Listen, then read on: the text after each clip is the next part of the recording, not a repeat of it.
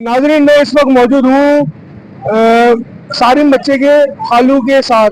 अबरार नाम है इनका, और आप शायद इनको तकरीबन जितना भी मीडिया या जितने भी इन्वेस्टिगेशन वगैरह हुई है, जो जो क्लिप चले हैं, जो इंटरव्यू है, आपने इनको सबसे आगे देखा होगा।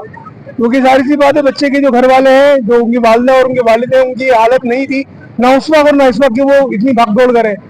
तो इनकी जानिब से जो है इस केस के अंदर पुलिस को भी बहुत मदद मिली, मीडिया के हवाले से भी। और इनसे जो है ना हम जानना चाहेंगे कि क्या ऐसा मसला हुआ जो इनको ये स्टेप उठाना पड़ा, इनकी फैमिली को स्टेप उठाना पड़ा कि ये लोग जो है प्रोटेस्ट के ऊपर उतर आए और यहाँ एहतजाज, पुरअमन एहतजाज जो है इन्होंने रिकॉर्ड कराने के लिए यहाँ रोड जो है वो बंद कराए।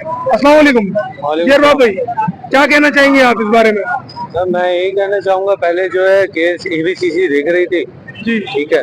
उससे पहले जो है यहाँ पुलिस देख रही थी, जो की टीम थी सेंट्रल की, वो इस केस को देख रही थी। उन्होंने काफी हद तक पहुंचाया। फिर जब ईवीसीसी को केस ट्रांसफर हुआ तो केस काफी हद तक जो है करीब आ गया। अच्छा, एबीसीसी को जो ट्रांसफर हुआ, ये सारिम की जो है वो डेड बॉडी मिलने से पहले हुआ था? डेड बॉडी मिलने से 3 दिन पहले ट्रांसफर हुआ था। उसमें जो है 1 दिन की जो है ताखीर हुई है हमारी इन्वेस्टिगेशन साइड से। एसएचओ साहब तो यहाँ पे शुरू दिन से ही लगे हुए इन्वेस्टिगेशन। एसएचओ इरशाद आफरीदी साहब जो है वो आप ये कह रहे हैं कि वो आपके साथ पहले दिन से जो है पहले दिन से ही एसएचओ साहब जो है यहाँ पे मौजूद है, इरशाद आफरीदी साहब। लेकिन इन्वेस्टिगेशन साइड से जो है ना थोड़ी काहिली की गई है। वहाँ इन्वेस्टिगेशन ऑफिसर की तरफ से जो है काहिली जो है वो बिल्कुल की गई है। वहाँ पे जो है एवीसीसी को केस ट्रांसफर करने में इन्होंने जो है 2 दिन लगा दिया कि वहाँ पे फाइल ही नहीं पहुंची। फाइल पहुंची एवीसीसी को पास। जब केस ट्रांसफर हो, एवीसीसी ने फौरन एक्शन लिया, फौरन यहाँ पर आई और हमने कार्रवाई की।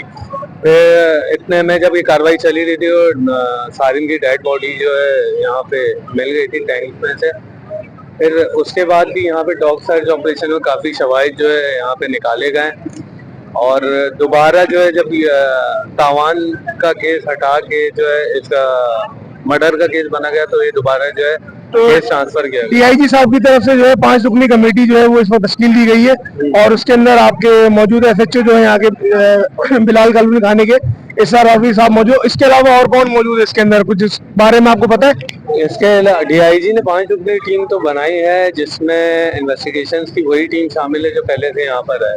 तो इन्वेस्टिगेशन साइड से जो है हम लोग मुतमईन नहीं है, जिसकी वजह से प्रोटेस्ट किया जा रहा है। अच्छा, आप ये कह रहे हैं कि जो प्रोटेस्ट करने की मेन वजह वो ये है कि जो डीआईजी साहब ने 5 रुकनी टीम बनाई है, उसके अंदर जो इन्वेस्टिगेशन टीम है वो वही अफसरान है जिन्होंने, जिनकी तरफ से खफलत जो है बरती गई थी इस केस के अंदर, और उनको जो है कि दोबारा जो है सौंप दिया गया है। इस वजह से आप प्रोटेस्ट पे आए? जी बिल्कुल, इसी वजह से प्रोटेस्ट कर आए हैं, क्योंकि इन्वेस्टिगेशन साइड से जो है ना बहुत काहिली जो है यहाँ पे दी गई है।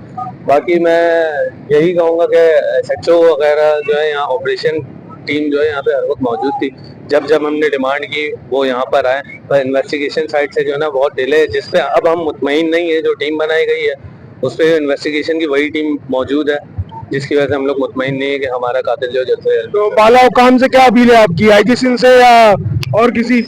आईजी सिंध से और आला हुकाम से जो है हमारी यही अपील है कि जल्द से जल्द जो है इस केस में सिंसियर ऑफिसर्स को जो है इन्वॉल्व किया जाए, और जल्द से जल्द जो कातिल हैं, जो शवाहिद हैं, जो इन्हें रिपोर्ट्स आनी है, जो डिले हो रही हैं, उसको जल्द से जल्द करें। क्योंकि हम भी रोड पर आना नहीं चाहते, हम भी जो है एहतिजाज को उसमें नहीं आना चाहते, लेकिन हम मजबूर हैं एहतिजाज करने पे।